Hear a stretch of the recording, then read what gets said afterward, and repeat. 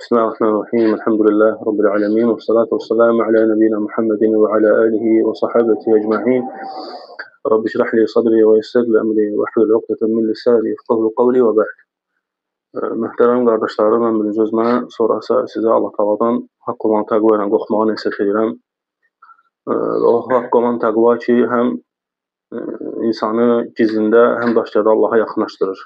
Və təqvanın əsas da üstünlüyü, əsas mərtəbəsi gizlində olan təqvadır. Çünki aşkarda Allahdan qorxmaq rahatdır. Gizlində isə Allahdan qorxmaq çətindir. Ona görə nə qədər də aşkarda Allaha sadiq olan, dost olanlar var ki, gizlində Allahın düşmənləridirlər. Necə ki, münafiqlər eləyirlər və onlara bənzəyənlər, necə ki, asi müsəlmanlar və fasiq müsəlmanlar və yaxud ona bənzərlər. Və bugün qardaşlarım danışmaq istədiyim bir mövzu var. Və o da sahabələrin bir-birlərinin arasında olan bir-birlərinə qarşı ədəbləri idi. Çünki ədəb elə bir mövzudur ki, hər dəfə danışıldığı insana fayda verir. Aqil insana, səfeh olmayana, aqil insana hər dəfə fayda verir ədəb mövzusu.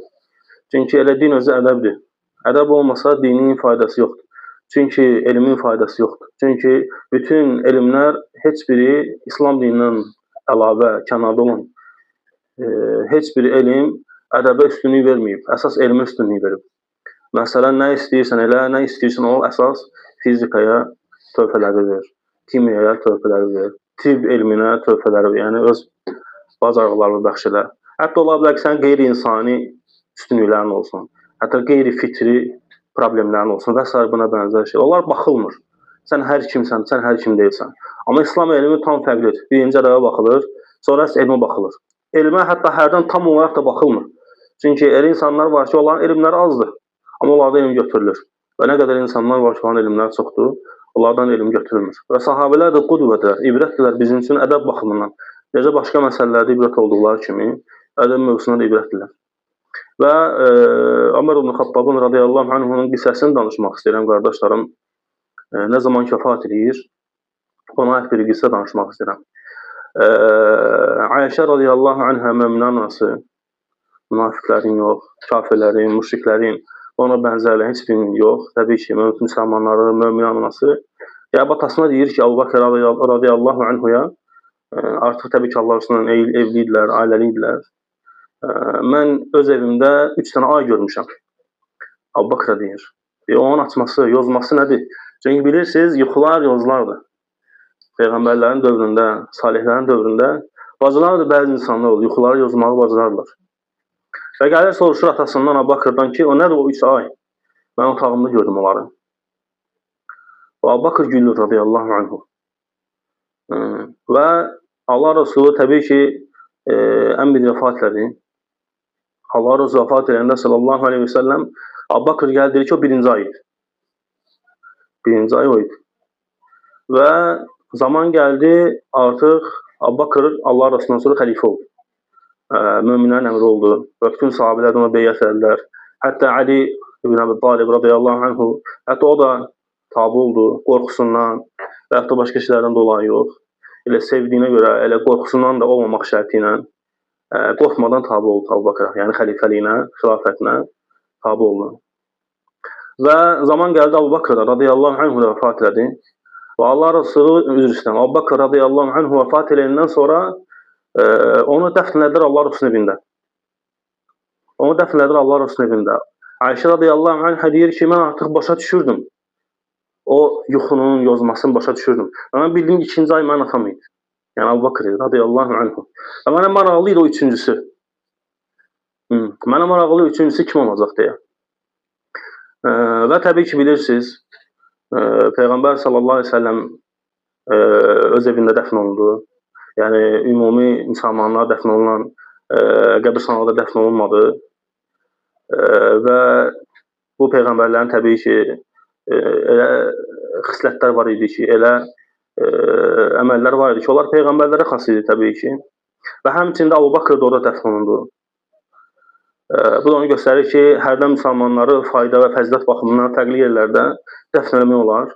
Və təbii ki, bu da Əbu Bəkr üçün bir fəzilət idi ki, o artıq Allah Resulü'nün yanında dəfn olundu. Və Əbu Bəkrdən sonra bilirsiniz, xəlifə Ömər oldu. Radiyallahu anh, Xattabın oğlu Ömər oldu. Və Ömər ibn Xattab radiyallahu anh o zaman ki, ölüm yatağındaydı. Oğluna deyir ki, Abdullaha, artıq mən ölürəm. Artıq ölməyini istəyirdi. Canının çıxacağını, vəfat edəcəyini istəyirdi. Və deyir, getdinən o Allah Rasulunun zövcəsinə, möminanın anamıza getdinən ki, Ömər orada dəfn olmaq istəyir. Amma şərt qoyur oğluna, Abdullaha şərt qoyur. Şərt qoyur ki, demək ki, möminənin əmri göndərib səni.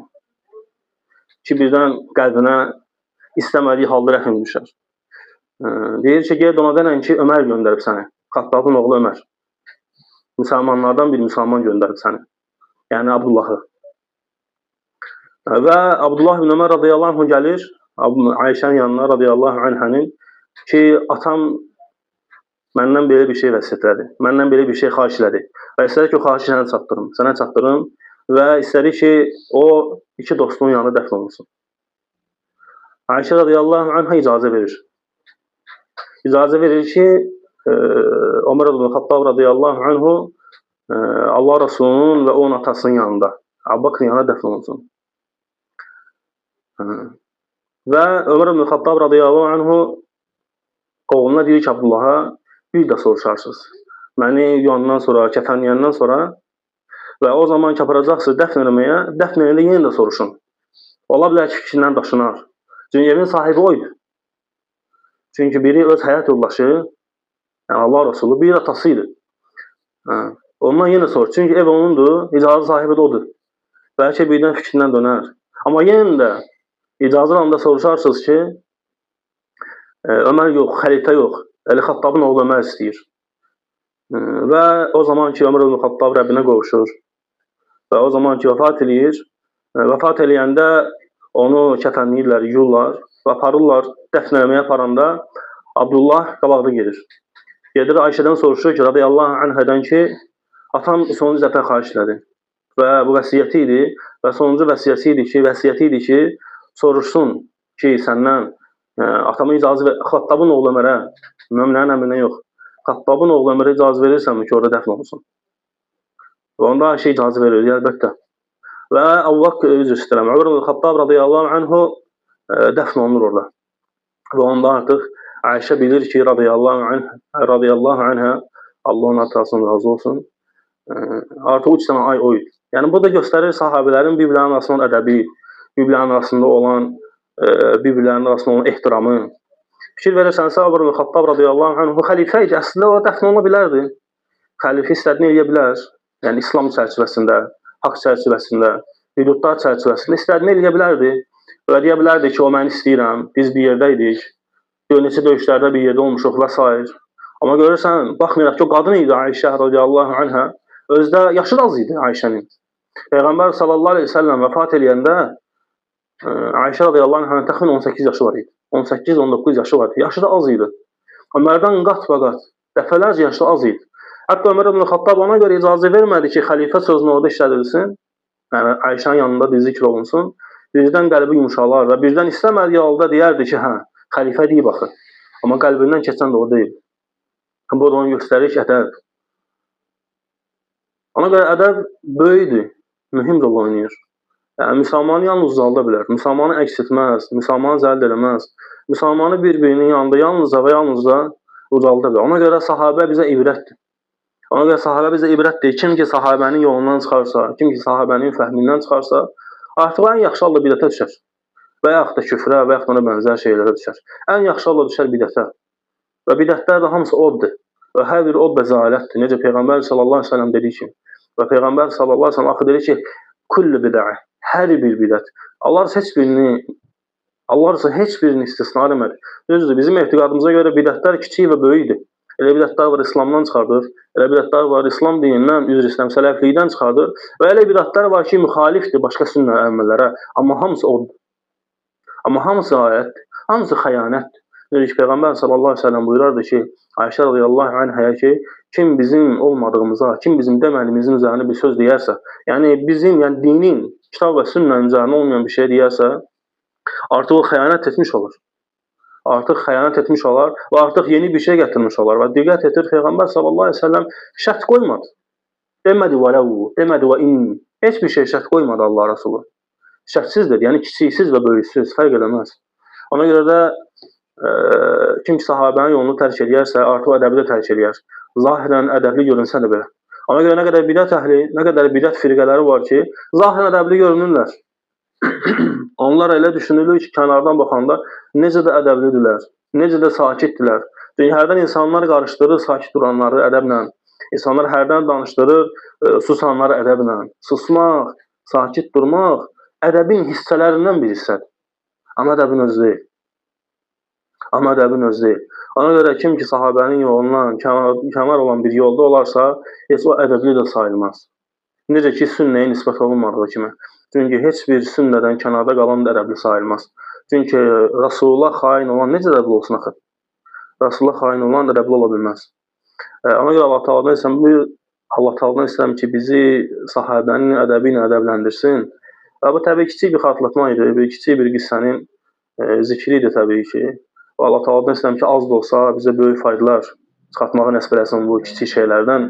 Çünki əslində qalsa bizə zahirən kiçik gəlir bəzi məsələlər, amma əslində çox şey kiçik deyil.